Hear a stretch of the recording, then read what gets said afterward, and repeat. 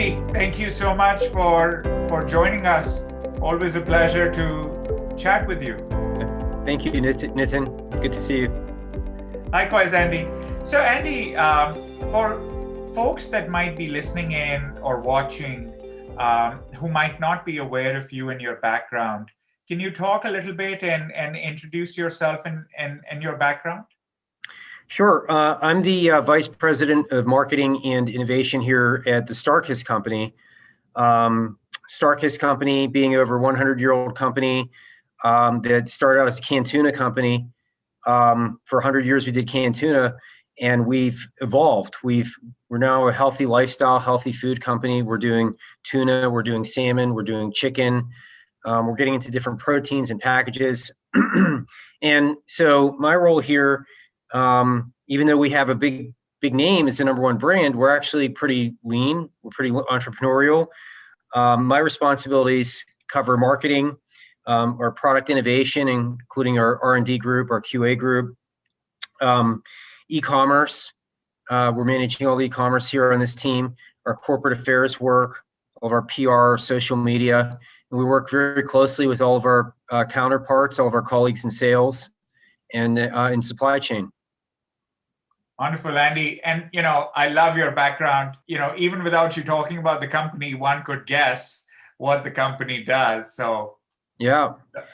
So that's, let's see here. There's an albacore on the left and yellowfin on the right. So, blocking the yellowfin. Excellent. I'm getting hungry just looking at those.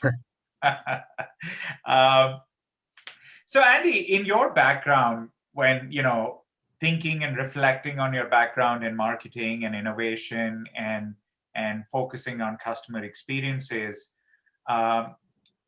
when your CEO or the C-suite turns to you and says, "Great work, Andy," what are they sort of counting on you for? Sure. Well, at Starkist, we have a vision. It's to be a socially responsible company that empowers people to live a healthy lifestyle. And so that's what we're trying to do. It's not just a bunch of words. It's not just an external vision statement, but that's something that we internalize in everything that we do. We're really positioning ourselves to be a healthy food product, to be able to feed more people, feed people healthy food, meet different healthy lifestyles, meet different dietary needs. And by doing so, we also further ourselves as the number one brand, and we grow our sales. So if we're doing those things the right way, then I think we're doing a good job, and that's where we'd get accolades as well. So when you think about the customer experience, right? I mean, your customer base, I know, has gone through such a transformation in the last year, just given the pandemic and with everybody being at home. When you think about the customer experience in general, and also in context of some of the challenges you faced in the last year, can you talk a little bit about the challenges that you faced and things you've done to overcome them? Sure. Yeah, I mean, as you mentioned, things have changed in the past year. Consumers are shopping differently. There's a greater focus on e-commerce, whether it's ship to home or curbside, and it makes it challenging to effectively communicate to that end consumer. We have to target the right audience with the right message, a message that resonates, that carries through to the point of purchase. And so, yeah, we've had to adapt. We've had to adapt some of our messaging and our targeting. And historically, brands would use traditional media, broadcast television, and now we've had to really embrace a lot more digital, and not just advertising, but the way we geo-target or target different demographics, the way we advertise within e-commerce.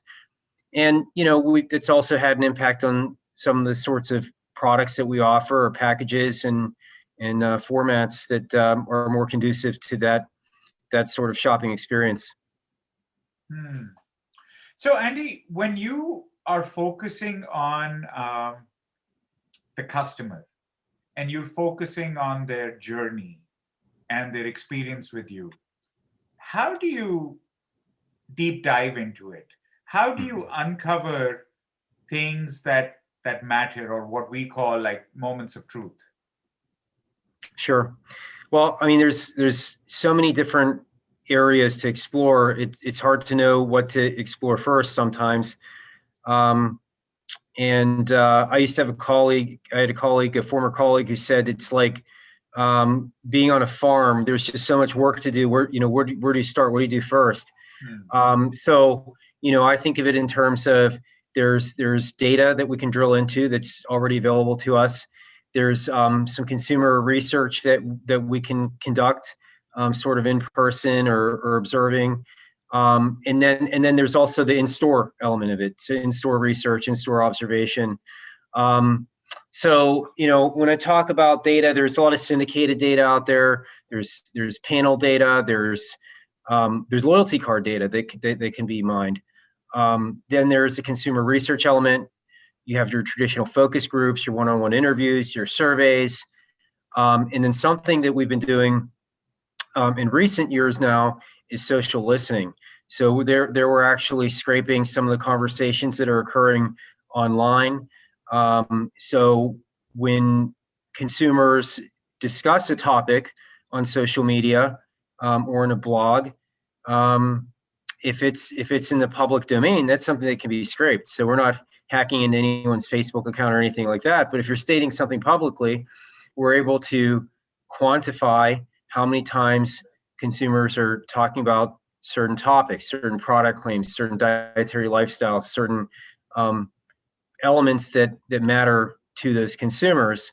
And then we're able to also explore some of the qualitative feedback, get some verbatims behind some of that quantification. And then I talked about in store. I kind of pride myself on in store. Probably spend more time in the store than most marketers. I'm really fascinated by what's actually happening at the shelf. I like to observe how the shelves are constructed, what the assortment looks like, how many facings different products have, where the products are located, how the brand blocks are set. Try to understand, in conjunction with the data, in conjunction with the consumer research we have, why certain products are selling or not selling. Is it the graphics? Is it the shelving itself? And so, some things that we've done in that space, we've done some eye tracking. We've also done some virtual shelf tests and some in-person shelf testing. That's great, Andy. So, it seems like you're doing a lot of different things, which is great, because our approach with our clients is similar as well, where no one tool can really help understand, help us understand the customer's true sentiment or their true journey aspects, because customer journeys are complex. And so I like the fact that you're sort of looking at different things while maintaining a focus in store as well, which makes sense, because that's obviously where a lot of the actual action is also happening. Um, can you reflect on maybe your last project where you really wanted to uncover or focus on a certain aspect of the customer's journey or their experience, and how you went about it, and the challenges that you faced and how you overcame them? Sure. I'm going to share an example that is probably our best example, maybe not our most recent, but it's been collective over a period of years here. So I mentioned how we were a canned tuna company for 100 years. We launched shelf-stable pouches. We're the first company to do so in this space about 20 years ago, but it didn't really catch on. It just kind of lingered for years until really the past 5 years. We've been selling a lot of pouches. It's now about 40% of our sales, and so along that journey, what we discovered some different things. We discovered that we needed to talk to consumers different ways, as we were able to understand what really mattered to the consumer, we landed on it's a healthy, convenient, portable message. So we have this tear, eat, go slogan, Starkist pouches, you tear, eat, go. And that really resonates with the consumer. Also on the front of the pouch, you see we call out the number of calories, the grams of protein. So we call out important attributes to the consumer. And then one other very important component is that we launched different flavored pouches. So we had 3 or 4 different flavors for many, many years, and they didn't sell that well. And in talking to the consumer, we uncovered that we had it was a 4.5 ounce net weight pouch, and we'd have a lot of consumers, mostly women telling us, hey, you know, I open that pouch, I pour the tuna on my salad or my sandwich, and I don't end up eating all of it, and I end up wasting some of it. And so what we ended up doing was we right-sized the pouch. So we actually downsized from a 4.5 ounce to a 2.6 ounce, single serve, 100 calorie, about 15 grams of protein. And what we saw was the sales exploded. We were able to promote at $1. We were able to get features and displays at $1 or 10 for 10. And now we had consumers mixing and matching, and they were buying two pouches of this flavor and 2 pouches of that flavor and 2 pouches of another flavor. And then we started to expand our assortment. And today we have dozens and dozens of varieties. So it exploded almost akin to like what you might see in the yogurt space. You know, if you go buy yogurt on sale for $1, you'll buy a lemon and a raspberry and a strawberry and a peach and so on. So same thing happened in our category. And that happened because we listened directly to the consumer. We observed the consumer, and we made some adjustments to our product size and price point, and then we expanded our assortment, and it really, really took off. You know, that's a wonderful example, Andy, because I am one of those customers as well. What you said brought back memories, because that's exactly what I was doing as well. You know, the initial pouches, there was stuff that, you know, even I couldn't finish, and I feel like I have a good appetite for this. And then when those pouches started first coming out, I remember it was actually incredible, because then I could actually sample different flavors and not worry about throwing stuff away. And in fact, I also remember, and this continues even till this date, that when I would initially just go maybe buy a smaller quantity, I'm actually now buying more, because I know I can just stock up, you know, several of those pouches, and every time I want to try it on my sandwich or salad, I'll get a new flavor. Whereas in the past, I would only buy, you know, a limited portion because I knew I would not be able to finish it. And it's remarkable that you were able to pinpoint something like this. I think that's a tremendous experience as well. When you're looking for these insights or these moments, Andy, when you're in store, when you're looking at the data, you know, whether through social media scrapping or in the store, do you go in with a certain key objective, or are you sort of are you keeping an open mind on, I'll discover whatever I discover?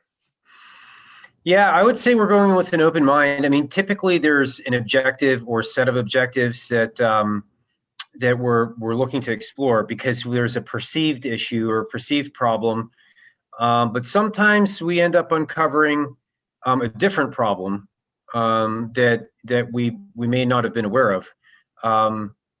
So that helps us to arrive at a completely different solution. So, you know, we've spoken about the successes and projects that have gone well, and, you know, the experiences you've shared. I mean, that is every marketer and every insights professional's dream come true, right? You find that true nugget, and it moves the needle in the business dramatically.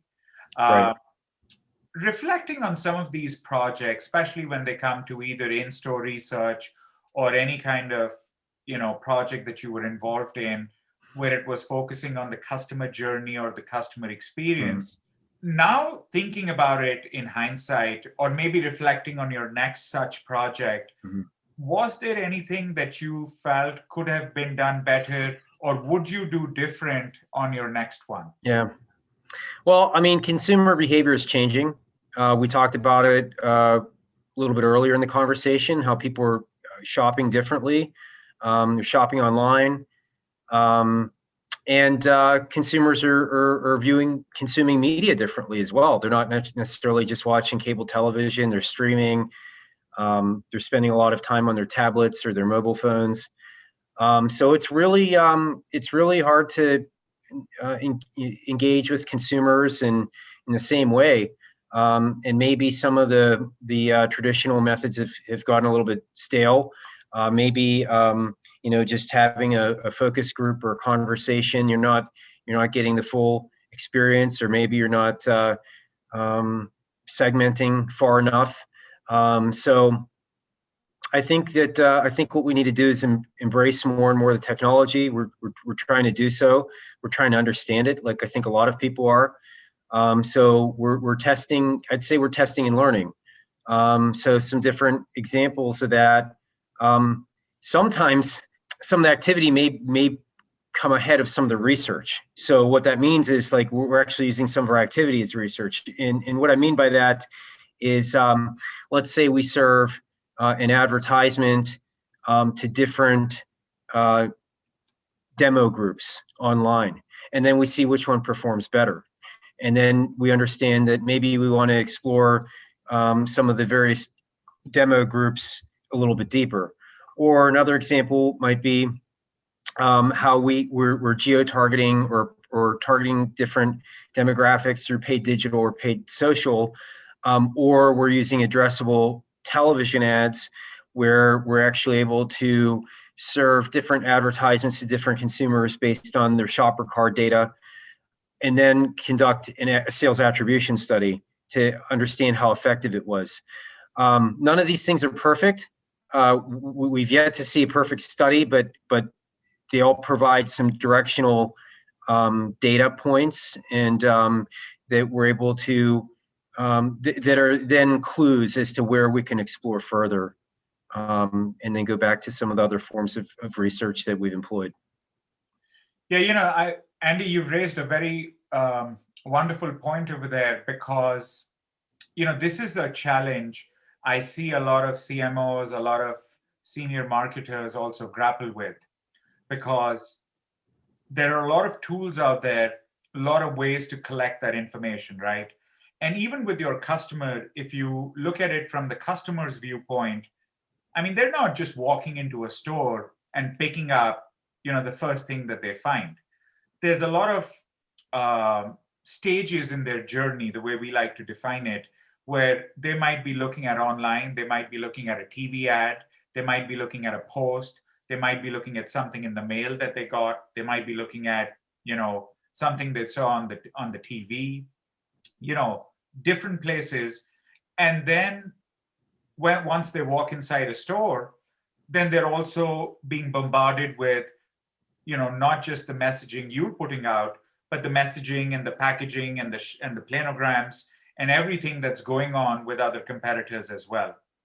And what we recommend to clients, and this is something I'll recommend to anybody watching as well, is, it's almost like, look at the customer journey, not in a silo, like do the things that that you mentioned you're doing, for example, right, where you're looking at in-store, you're looking at social media scraping, but then also pull it together. And what I mean by pulling it together is, maybe in one tool that does it really well is customer journey mapping, where you map out the different insights that you found, but you map it out in context of the different stages that a customer is going through.